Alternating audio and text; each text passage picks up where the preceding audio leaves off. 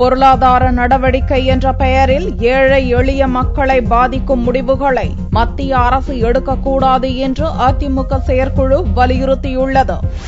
அதிமுக செயற்குழு கூட்டம் கட்சி தலைமை அலுவலகத்தில் அவைத்தலைவர் மதுசூதனன் தலைமையில் புதனன்று நடந்தது. கட்சி பொதுச் செயலாளர் ஜெயலலிதா முன்னிலையில் நடந்த இக்கூட்டத்தில் 9 தீர்மானங்கள் நிறைவேற்றப்பட்டன. லோக்சபா தேர்தலில் வெற்றி பெற வைத்த வாக்காளர்களுக்கு நன்றியும் அதற்காக உழைத்த முதல்வர் ஜெயலலிதா கட்சியினருக்கு பாராட்டும் தெரிவிக்கப்பட்டது.